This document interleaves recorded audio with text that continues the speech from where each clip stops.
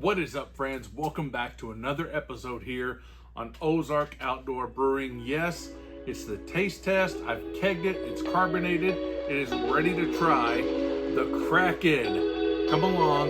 Let's drink some beer.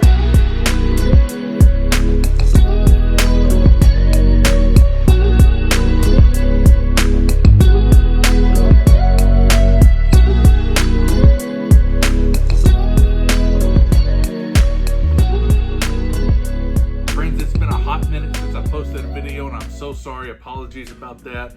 I jacked something up between the audio and video whenever I was filming my kegging day of the Kraken Stout. So I will maybe try to throw in a few clips here and there throughout this video that kind of shows what I went through in the kegging day.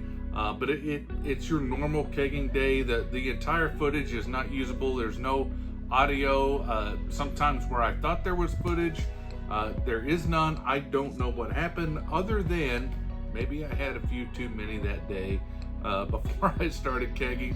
My sincerest apologies. So let's take a look at this beer. This is, oh my gosh, this is a beautiful stout, right? It looks just dark and rich and malty and perfect. This is a great presentation of a stout, an American Stout beer. I feel like, I mean, this looks like something I would just have opened from a can or a bottle from any other commercial or craft or indie brewery or anything, and poured it into a glass. I mean, it looks beautiful, nice, dark, rich, beautiful color to it, and it smells the same. I mean, that really has, man. It's got a lot of coffee aroma to it. I didn't expect it to have as much coffee. I expected some roasted, chocolatey kind of aromas and maybe even flavors to it. That's what I was hoping for. But man, that aroma,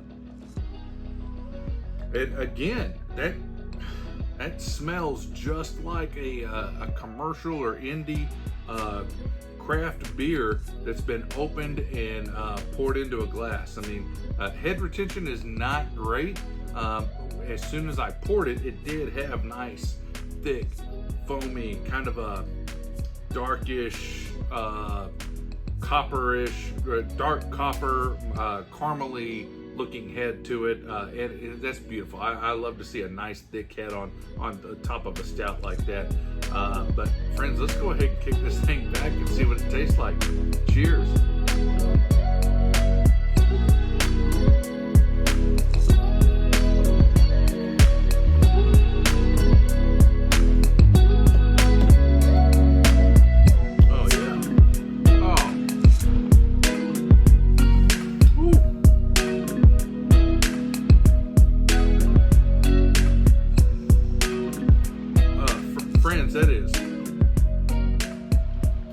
Friends, that is fantastic. There is a little sweetness to it. I think this is, I don't know. All right. This is probably true to the American Stout style. There's a little bit of sweetness, kind of a chocolatey, almost a hint of caramel sweetness to it. This kind of a roasted coffee, if you will. The coffee aroma is very apparent, and it's there in the taste as well. Man,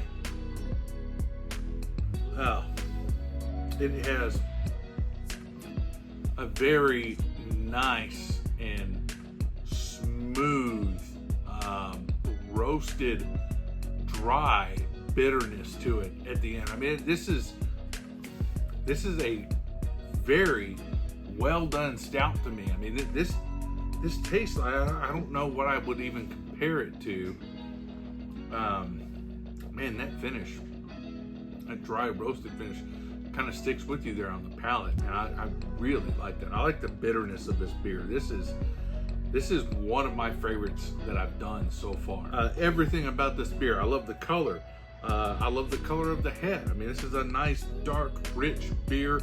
It's nice and malty. It's got a nice, dry, roasted finish to it. It's got all the notes of chocolate and caramel and coffee and a little roasted nuttiness to it. I mean, it is just fantastic. This is not just me. I mean, I really love this beer. Stouts are not my thing. I mean, I enjoy a good stout, just as good as the next person. But my wife, she is a stout fanatic. She loves the breakfast stouts, the imperial stouts, different flavored stouts, right? The cherry stout. Like, I can't get into that. I am not a cherry person. I'm not a cherry stout person. Of course, I'm a breakfast stout person, right? I'm not opposed to having a stout for breakfast, and no judgment if you're the same, and I hope no judgment towards me either. But she's also a big Blue Moon fan. If you remember a couple of videos back, I don't know if the last beer I did or the beer before, I nope, I didn't blew it. I brewed it. So this is only a 5.5% beer. So I just got tongue-tied. That's all. Did you go 55 or 40? Hell, I went 10. Anyway, my wife is a big Blue Moon fan. She loved that style of beer that I did. That was kind of a Blue Moon-esque type beer. However, she has sampled this one, and this is, she said, by far her favorite beer that I've ever brewed. Friends, that means more to me than anything else. I'd love to have my wife's input and thoughts on the beers that I'm brewing. Of course, I'm doing this for this channel as well, but more importantly, we're doing it for ourselves, right? We want to brew styles that we can't get here locally, or maybe that we can improve upon it, put a little change to it. And to hear her say that this is the best beer that I've brewed and it is her favorite beer, that just means the world to me. Friends, the other thing that would probably be pretty cool with this one, again, there's a little bit of that coffee and roasted flavor to it, but if you wanted to enhance that, you could take maybe 1 or 2 of these Growler Bros, right? You've seen me promote these in past videos. I'm not affiliated at all, but I do believe in this product. You could probably find your favorite grind, coffee grind, whether that's just a straight coffee style or some sort of flavor or whatever. Drop all of that with the beer into a growler, let it set 24 or 48 hours. Take a sample out of that. I would almost guarantee this would be phenomenal with something like that included. Friends, the next beer style that I have kind of scheduled, I'm really thinking this is what I want to do. We're coming up on summer, right? And I love a good summer IPA. I am an IPA fanatic. I am ready to try my hand at my first NEPA, New England IPA, Juice Bomb, whatever you want to call it. I think that's going to be my next beer. So stay tuned and look forward to those videos. Friends, if you're not already, please consider subscribing. It always helps us out.